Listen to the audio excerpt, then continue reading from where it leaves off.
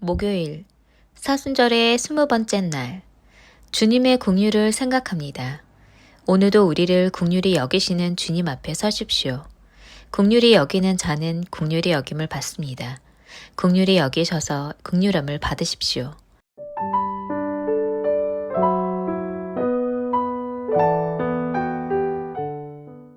오늘 하나님께서 우리 가운데 해주시는 말씀입니다. 마태복음 5장 7절의 말씀을 오늘 우리가 함께 합독하겠습니다. 함께 합독할까요? 긍휼히 여기는 자는 복이 있나니 그들이 긍휼히 여김을 받을 것이며. 아멘. 자, 오늘은 여러분에게 어떤 사람이 행복한가라는 질문을 던지며 오늘 말씀을 시작해 보려고 합니다. 자, 우리가 행복에 대해서 얘기할 때 이 행복이 세상적으로는 비교할 때가 참 많이 있습니다. 내가 저 사람보다 건강한가? 내가 저 사람보다 좋은 차를 타고 있나? 내가 저 사람보다 지금 좀 더 훌륭한 삶이 나에게 있는가라는 거죠.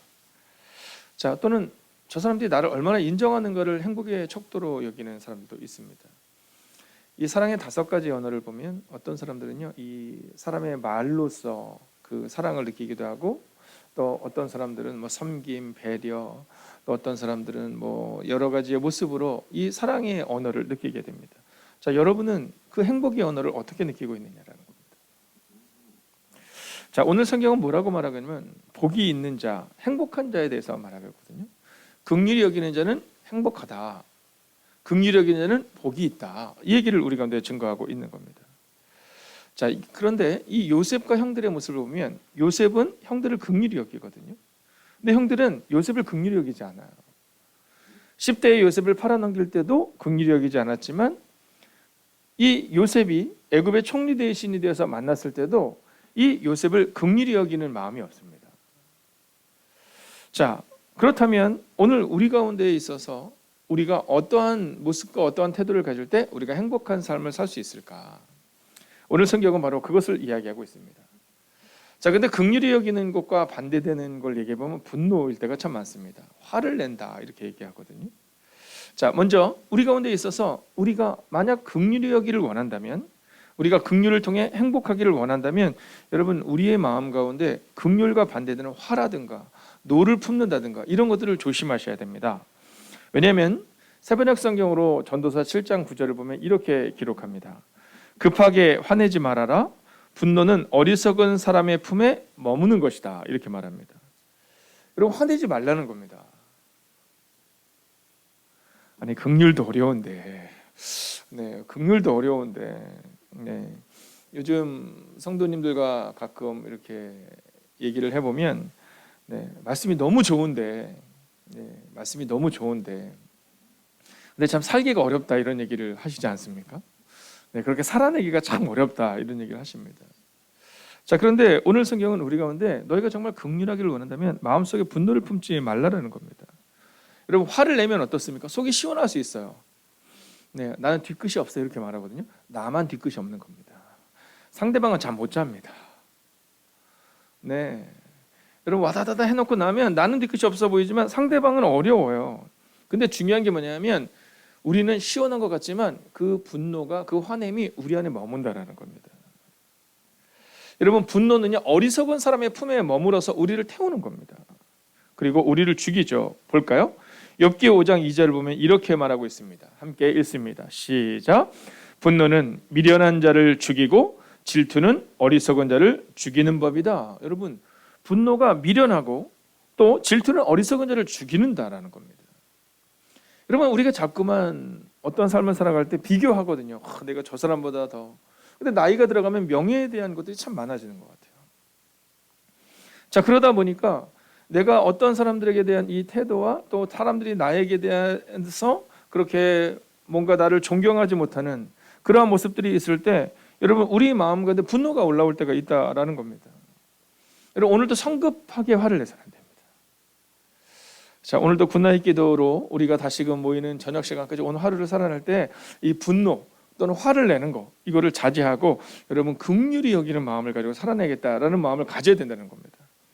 아니면 그 분노가 우리를 죽인다라는 겁니다. 자, 이것을 우리가 함께 전도서 7장 9절을 현대인의 성경으로 읽어보면 이렇게 말합니다. 성급하게 화를 내지 말아라. 누구에게 주는 말씀이에요? 네, 저에게 주는 말씀이라고 생각이 듭니다. 성급하게 화를 내지라. 그리고 현대인의 성경은요, 정말 우리 아이들이 읽으면 참 좋을 것 같아요. 왜냐하면 멋있게 쓰지 않고 뭐라고 썼냐면 그것은 바보들이 하는 짓이다 이렇게 말합니다. 네, 성경이 이렇게 얘기하고 있다니까요. 이 바보야 이렇게 얘기하는 거예요. 그러니까 앞으로 누군가에게 성급하게 화를 내면 우리는 뭐라고 말해야 되냐면 이 바보야 이렇게 얘기해야 되는 겁니다. 네, 교회에서도 막 누가 막 성급하게 막 그러면 이 바보 이렇게 얘기해 주면 됩니다. 네, 특별히 어른들께 부탁드립니다. 네, 우리 젊은 열심히 하는 우리 시무 권사님, 우리 집사님들 중에 네, 막 너무 성급하게 막 교회를 위해서 너무 열심히 해 이 바보야 이렇게 얘기해 주세요. 바보야. 자, 그러면 어떻게 살아낼까? 성급하게 화를 내지 말고 긍휼의 마음으로 살아내라 이렇게 말하는 겁니다. 자, 근데 이 긍휼이 조금은 알듯 말듯 하거든요. 이 긍휼을 성경은 이렇게 번역을 해요. 먼저는 긍휼, 자비, 그리고 마지막으로 뭐라고 얘기냐면 불쌍히 여기는 것 이렇게 말합니다.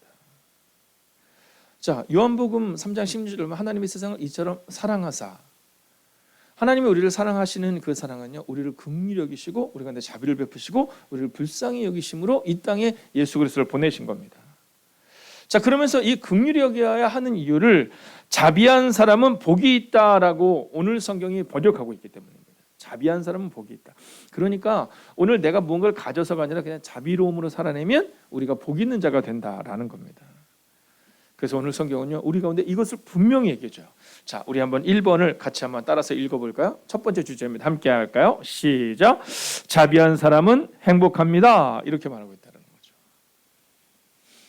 여러분, 분노를 바라는 사람이, 화내는 사람이, 마음이 시원한 사람이 행복한 게 아니라 자비한 사람이 행복하다는 겁니다. 여러분, 요셉이 총리 대신이 되어서 행복합니까? 요셉이 애굽의 총리 대신이 되어서 요셉 행복합니까? 성경은 그렇게 말하고 있지 않아요. 성경은 요셉을 어떻게 말하냐면 자비를 베푼 자다 이렇게 말합니다. 형들이 요셉을 어렵게 만들었잖아요. 네, 여러분 성경에 보면 누가 너를 한 대 때리면 어떻게 하라래요?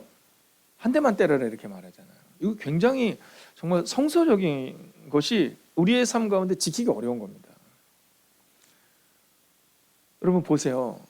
우리들 누가 우리 한 대 때리면 우리 한 대 때립니까? 그렇지 않잖아요. 막 애들끼리 싸우면 부모가 가서 막 더 막 폭언을 막 하잖아요. 여러분 이스라엘과 지금 그런 중동 지역에 있는 이 긴장감 가운데는 어떤 게 있냐면요.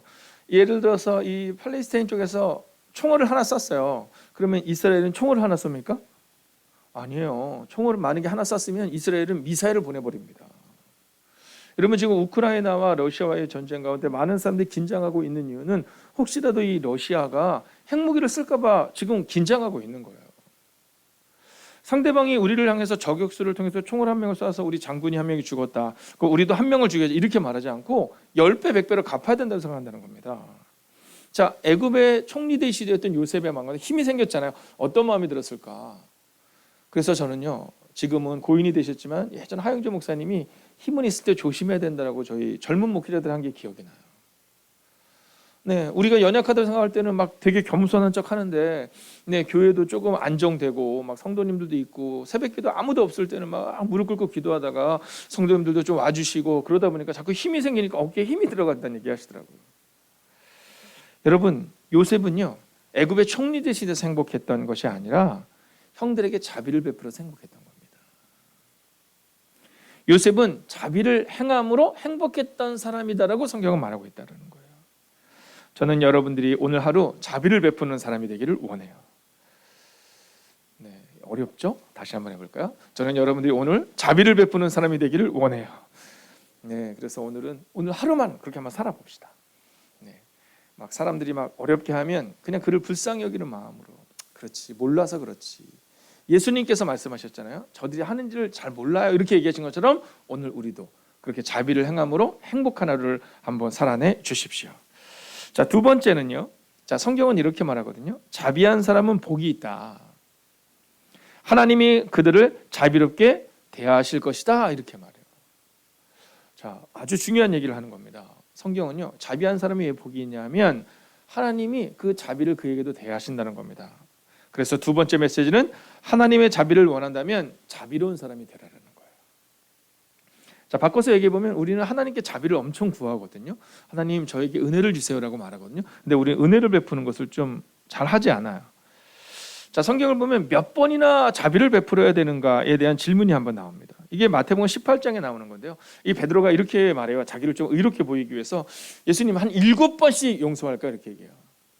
내 이웃을 용서하라 이렇게 나와 있는데 베드로가 7번씩 용서할까 이렇게 했더니 아니, 야 70번씩 7번이라도 용서해야 된다 이렇게 말합니다.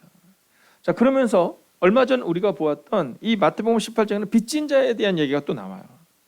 한 사람은 10,000달란트 빚진 자고 한 사람은 100데나리온을 빚진 자입니다. 여러분, 이 데나리온은 하루에 품삯이잖아요. 그러니까 뭐 지금으로 치면 지금 만약에 뭐 하루에 뭐 5만 원 혹은 10만, 결혼하기 좋게 10만 원을 번다. 그러면요 약 한 1,000만 원 정도의 이런 분량입니다. 자, 이 신하가 얼마를 빚졌냐면 10,000달란트를 빚졌는데 이 10,000달란트는요 여러분 이 상상할 수가 없어요. 한 100년, 한 1,000년, 한 10,000년 벌면 갚을 수 있는 그런 돈이 아니라는 거예요. 그러니까 1만 달란트라는 것은 뭐냐면 우리가 평생이 아니라 우리의 한 100대 후손까지 모아도 갚을 수 없는 돈인 겁니다. 근데 100데나리온은 얼마냐면 100일만 열심히 일하면 갚을 수 있는 거예요. 자, 근데 이 사람이 주인한테 1만 달란트, 그러니까 자기의 100대, 1000대 후손까지 벌어도 갚을 수 없는 무한대의 돈을 이 주인이 탕감해 주거든요. 근데 그는 나가는데 자기한테 100데나리온 빚진 자를 보면서 어떻게 돼요? 네, 탕감하질 않아요. 성경을 같이 볼까요? 그 종의 주인이 불쌍히 여겨. 자, 여기서 중요한 단어가 나오죠. 오늘 우리가 보는 단어, 긍휼이 나오는 겁니다. 자, 그 주인은 이 종이 돈이 없어서 죄송하다고 막 울면서 막 그러니까 불쌍히 여긴 거예요. 긍휼히 여긴 거예요. 그래서 내가 너한테 1만 달란트를 탕감해 주마 이렇게 얘기하는 거예요. 근데 그는 나가다가 자기한테 100데나리온, 여러분 100일만 일하면 갚을 수 있는 돈이니까 잠깐만 참아달라, 3달만 참아달라는 거예요. 그 주인은 평생에 갚아도 못 갚는 것들을 탕감해 주었는데 어떻게요? 불쌍히 여겨서. 자, 그랬더니 이가 이렇게 말해요. 허락하지 아니하고 이에 가서 그가 빚을 갚도록 옥에 가두견을 이렇게 말합니다. 이거 너무 슬픈 일이잖아요. 긍휼이 없었다라는 겁니다. 그랬더니요 그가 주인이 화가 났어요. 그래서 그를 다시 부릅니다. 1만 달란트를 부른 자를 불러서 이렇게 말해요. 내가 너를 불쌍히 여긴과 같이 너도 내 동료를 불쌍히 여김이 마땅하지 아니하냐. 이게 오늘 성경이 우리 가운데 주는 메시지인 겁니다. 우리는 하나님께 자비를 구하면서 자비하지 않은 우리의 모습을 보게 되는데 성경은 뭐라고 말하냐면 내가 너에게 자비를 베푼 것처럼 너도 자비를 베풀어야 되지 않느냐 이렇게 말해요. 그러면서 이렇게 말합니다. 같이 읽어볼까요? 시작. 너희가 각각 마음으로부터 형제를 용서하지 아니하면 나의 하늘 아버지께서도 너희에게 이와 같이 하시리라 이렇게 말해요. 이 얘기는 우리 표현을 하면 이렇게 말하는 겁니다. 긍휼히 여기는 자는 긍휼히 여김을 받습니다. 이렇게 말하는 거예요. 자, 여러분 하나님의 사랑으로 여러분이 구원받으신 것을 믿으십니까? 네, 그렇다면 오늘 우리도 그 긍휼을 행할 수 있어야 한다라는 겁니다. 자, 마지막 3번째입니다. 자, 오늘도 자비를 베푸는 친구가 되십시오라는 마지막 메시지를 여러분과 나눕니다. 자, 오늘 성경에 보면 오늘 우리가 마지막으로 부를 찬양도 나 무엇과도 짐을 바꾸지 않으리거든요. 근데 그 마지막 가사가 뭐라고 말하면 나 신실한 친구 되기 원합니다 이렇게 말해요. 신실한 친구 되기 원합니다. 원래 제가 다른 곡을 마지막 곡으로 결단곡으로 했는데요. 오늘 연주하는 우리 친구가 아무래도 이게 좀 어른들이 하시기가 힘든 것 같은, 또 아침에 부르기 너무 높았다고 생각이 든 것 같아요. 네, 그래서 저한테 얘기를 했어요. 이거 하겠냐고. 근데 저는요 지혜로운 사람입니다. 이거 하시겠냐고. 이 얘기는 이거 하시면 당신이 한다는 거예요. 너무 높아서 성도님들 하다 노래 안 한다는 거예요. 네, 그래서 제가 순간적으로 아침에 와서 바꿨습니다. 근데 마지막 가사에 보면 뭐라고 하냐면 나 친구 되기 원합니다 이런 표현이 나오거든요. 근데 저는 이게 너무 은혜가 돼요. 너무 은혜가 돼요. 하나님의 신실한 친구라는 것은 내가 하나님의 신실한 친구 되겠어 이게 아니라 하나님의 신실한 친구가 다른 사람들에게 되어주겠다는 의미도 가지고 있는 겁니다. 왜냐하면 여러분 선한 사마리아 사람을 우리는 뭐라고 말하면 자비를 베푼 사람이다 이렇게 말하거든요. 자, 이 선한 사마리아 사람에 대해서 이 선한 사람에 대해서 여러분 이야기하기 전에 성경을 보면 율법 교사가 질문하는 장면이 나와요. 자기를 옳게 보이기 위해서 질문하거든요. 자, 이 율법사는 제사장이나 레위인과 똑같은 사람인 겁니다. 자기를 옳게 보이기 위해서 질문을 해요. 근데 예수님께서는요, 전혀 옳아 보이지 않는 그 사마리아 사람을 이야기를 하면서 그에게 이렇게 말하죠. 자, 누가복음 10장 37절 같이 한번 읽어볼까요? 시작. 이르되 자비를 베푼 자니이다. 예수께서 이르시되 가서 너도 이와 같이 하라 하시니라. 여러분, 예수님이 이렇게 얘기하세요. 야, 제사장 아무리 훌륭한 직업을 가진 것처럼 보여도, 레위인 아무리 말씀을 잘하는 것처럼 보여도 의미 없다, 이렇게 얘기하세요. 그러면서 긍휼히 여긴 사람, 그죠? 불쌍히 여긴 사람, 자비를 베푼 사람, 야, 그 사람이 진짜 친구야. 근데 중요한 메시지를 주잖아요. 뭐라고요? 가서 너도 이와 같이 하라. 가서 너도 이와 같이 하라. 여러분, 긍휼은 쉽지 않은 겁니다. 율법사도 쉽지 않았고, 제사장도 쉽지 않고, 레위인도 쉽지 않았습니다. 그 얘기는 오늘 이곳에 있는 우리 원로분들도, 우리 사랑하는 권사님들도, 집사님들도 여러분 어렵다라는 겁니다. 근데 성경은 말하죠. 너도 이와 같이 하라. 자, 이 질문을 누가 했다고요? 율법교사가 자기를 옳게 보이기 위해서. 자, 오늘도 우리가 권사로서 살아내지 맙시다. 장로로서, 집사로서, 혹은 목사로서 우리가 그렇게 살아내지 맙시다. 우리를 옳게 보이기 위해서, 에이, 그래도 내가 교회 다니지 얼만데가 아니라, 여러분, 제가 마지막으로 선포하겠습니다. 아멘으로 화답해 주십시오. 옳게 보이기 위해 노력하는 것이 아니라 오늘도 자비를 베푸는 사람이 되십시오. 여러분, 힘은 있을 때 조심해야 됨을 기억하며 오늘도 자비를 베푸는 여러분과 제가 되기를. 그리고 오늘 함께 이 예배에 참여하는 사랑하는 지체들 또한 이제 매일 기도를 통해 낮 시간을, 아침 시간을 드리는 사랑하는 젊은 지체들 가운데도 함께 하시기를 주의 이름으로 축원합니다.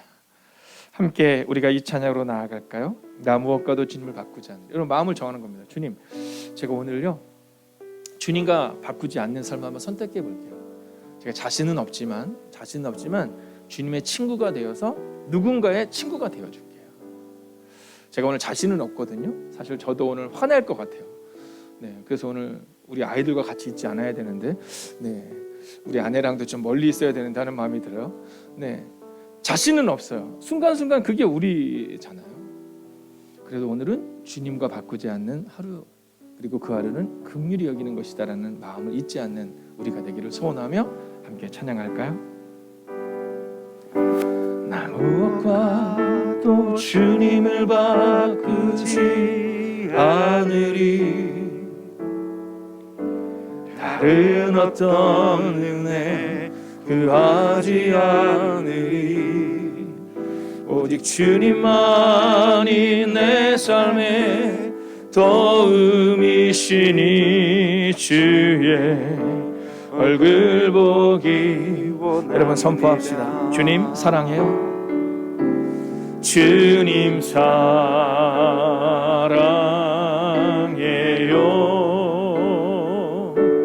온 마음과 정성 다해 하나님의 신실한 친구 되기 원합니다. 여러분 이렇게 기도합시다. 오늘 주님의 긍휼하심이 임하기를 원합니다. 오늘 저에게 주님의 자비하심이 필요합니다. 그렇게 저 또한 긍휼히 여기는 자 되기를 원합니다. 하나님, 오늘도 날카로운 사람이 되는 것이 아니라 부드럽고 긍휼히 여기는 사람, 하나님을 사랑하고 예수님을 사랑하듯이 오늘 내 주변에 있는 그 누군가를 사랑으로 대하는 오늘 하루를 살게 해달라고 이 시간 마음을 다하여 합심으로 기도합시다. 오 주님, 오늘도 주님 기도합니다. 하나님이 우리의 전부이심을 고백합니다. 오 주님, 우리 가운데 오소서. 오 주님, 우리 가운데 역사해 주셔서 하나님만이 우리의 전부이심을 고백합니다. 하나님, 저는 종종 날카로웠습니다. 우리는 종종 날카로웠습니다. 그러나 오늘 하루 긍휼히 여기는 하루를 살아내 보겠습니다. 하나님, 주님이 우리를 긍휼히 여기셔서 이 땅에 오셨습니다. 하나님, 우리도 주님의 신실한 친구가 되기를 원합니다. 그렇게 하나님 자비로, 하나님 그렇게 은혜로, 그렇게 사랑을 나누는 자 되기를 원합니다. 오 주님, 우리 가운데 오셔서 오늘도 우리 가운데 역사하여 주셔서 하나님 믿음으로 걷는 그 하루를 살기를 원합니다. 오 주님, 오늘도 날카로운 삶이 아니라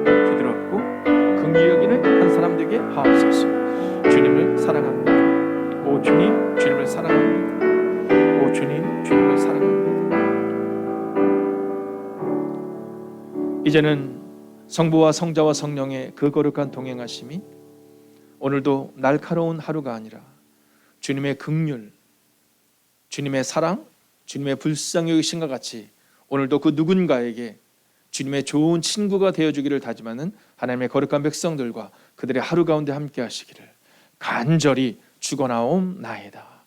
아멘. 첫 번째, 나의 때와 주님의 때가 혹 다르더라도 재촉하지 않고 기다릴 줄 아는 믿음의 사람이 되게 하소서.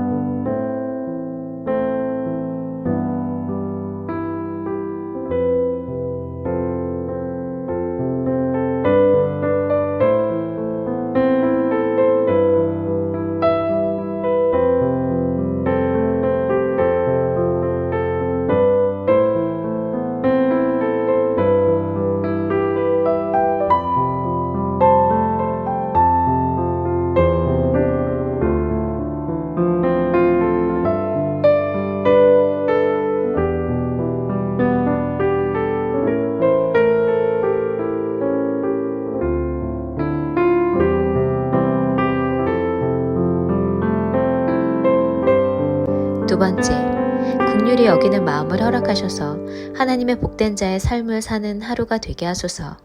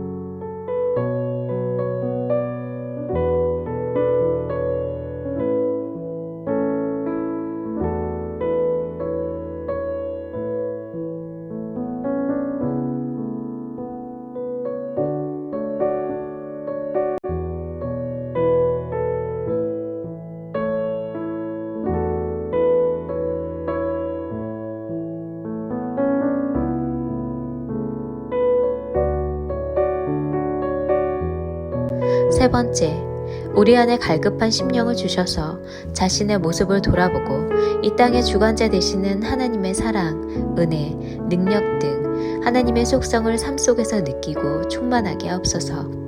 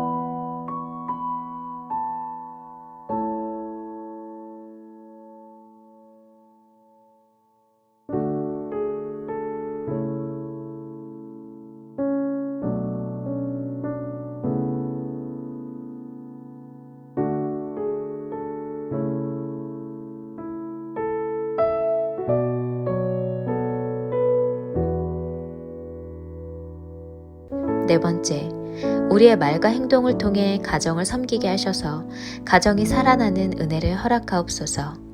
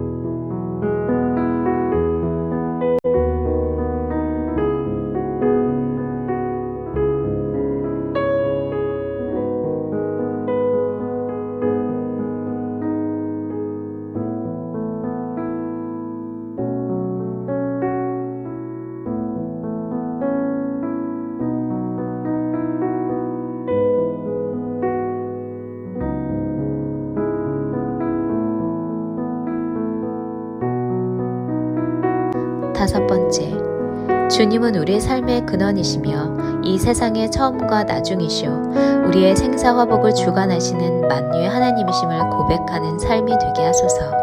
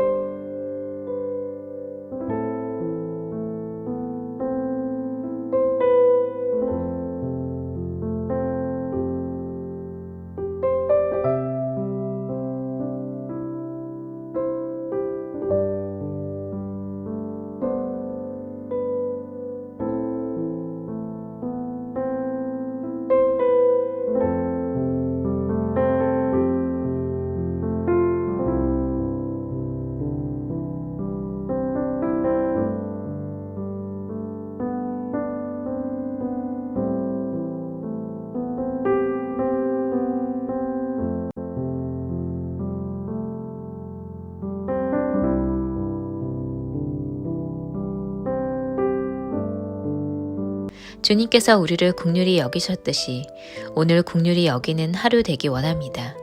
오늘도 계속해서 자비를 베푸시는 한 사람이 되십시오.